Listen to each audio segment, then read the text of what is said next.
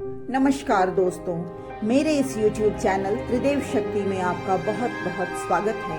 अगर आप पहली बार मेरे इस चैनल पर आए हैं तो इसे अवश्य ही सब्सक्राइब कर लें और बेल बटन भी प्रेस कर लें ताकि मेरे आने वाले सभी वीडियोस की नोटिफिकेशन आपको वक्त पर मिलती रहे। आज के इस वीडियो में आप शिव पार्वती के विवाह से संबंधित किसी प्रसंग का चर्चा सुनेंगे। वीडियो अगर पसंद आए तो लाइक कीजिएगा और कमेंट में जाकर हर हर महादेव जरूर लिखिएगा।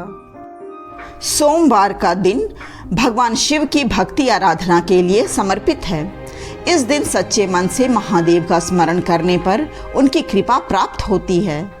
ईश पूजा के लिए यह जरूरी नहीं कि आप उनके मंत्र, आरती, श्लोक आदि का ही जाप करें, बल्कि ईश्वर की कथा की चर्चा करना भी ईश्वर भक्ति है। महादेव इसलिए भी महादेव हैं क्योंकि वे सरल तरीके से बस श्रद्धा सहित नाम लेने पर ही प्रसन्न हो जाते हैं। उनकी कथाओं का कोई अंत नहीं। ऐसा ही एक कथा प्रसंग उनके विवाह से निकलता है, जिसे आपने शायद ही सुना होगा। आज के इस वीडियो में आप इस अद्भुत कथा का श्रवण करेंगे, जिसका शीर्षक है जब एक नाई को रास नहीं आया शिव पार्वती विवाह। सप्त ऋषियों ने तय किया था शिव पार्वती के विवाह का शुभ मुहूर्त। यह प्रसंग तब का है जब महादेव और पार्वती के विवाह की बातचीत चल रही थी। माता पार्वती के महादेव शिव के प्रति प्रेम और अगाध निष्ठा देखकर सप्त ऋषि प्रसन्न थे। उधर देवताओं की प्रसन्नता का कारण यह था कि जल्द ही महादेव के पुत्र से तारकासुर का अंत होगा।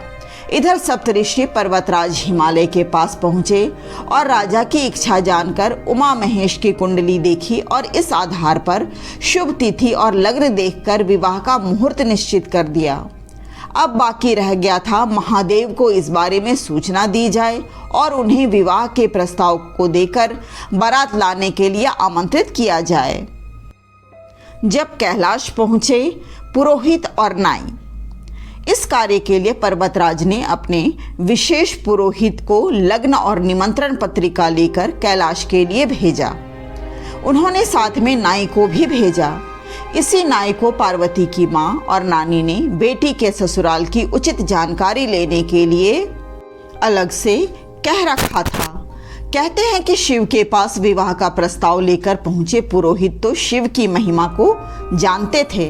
उन्हें अपनी भक्ति के कारण महादेव के साक्षात दर्शन हुए। लेकिन नाई तो सांसारिक था। महादेव दोनों की ही मनस्थिति को समझ रहे थे, इसलिए मुस्कुरा दिए। नाई को पसंद नहीं आया शिव पार्वती का यह विवाह। पुरोहित के द्वारा विवाह का प्रस्ताव सुनने और शुभ मुहूर्त आदि जानकर शिव ने अपनी निर्धनता का बखान किया। इस पर पुरोहित महाराज तो विनम्रता से इन सारी बातों को नकारते रहे, लेकिन नाई संकोचवश ना तो हाँ कर सका और ना ही ना कह सका। नाई के सामने शिव ने अपनी निर्धनता और साधुता का वर्णन करते हुए कहा कि इस विवाह के औचित्य पर पुनः विचार करना चाहिए। लेकिन पुरोहित के बार बार अनुनय विनय करने पर शिव मान गए। अब दोनों ही कैलाश से चलने लगे तो शिव ने पुरोहित और नाई को विभूति दी। नाई ने वह भभूत रास्ते में ही फेंक दी और पुरोहित को उलाहना देते हुए कहा कि बैल वाले अवधूत से राजकुमारी का विवाह पक्का कराए हो तुम्हें कुछ तो सोचना था। नाई इस संबंध से संतुष्ट नहीं था। ऐसे में उसने जाकर राजा हिमालय से सभी बात सीधी सीधी कह दिया। यह सब सुनकर हिमालय भी माया के फेर में पड़ गए। महादेव ने नाई को दिया वरदान।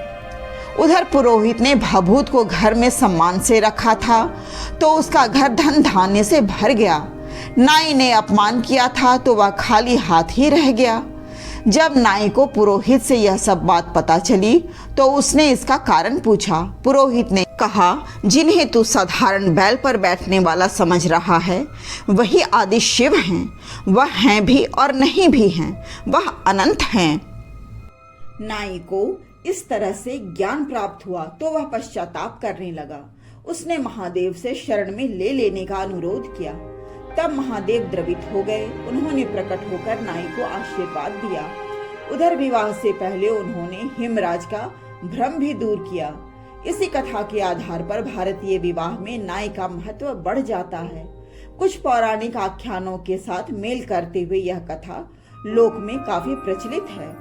यह बताती है कि सनातन परंपरा के हर संस्कार और उनके विधान कितने पवित्र और किस तरह सामाजिक महत्व का मेल लिए हुए हैं। तो प्रेम से बोलिए पार्वती पतये हर हर महादेव की जय। वीडियो अगर जानकारी पूर्ण लगी हो तो लाइक, शेयर एंड सब्सक्राइब करें। चैनल में अगर पहली बार आए हैं तो बेल बटन भी प्रेस कर लीजिएगा ताकि मेरे आने वाले सभी वीडियोस की नोटिफिकेशन आपको वक्त पर मिलती रहे। कथा को अधिक से अधिक शेयर करें। मिलते हैं अगली वीडियो में, तब तक के लिए नमस्कार।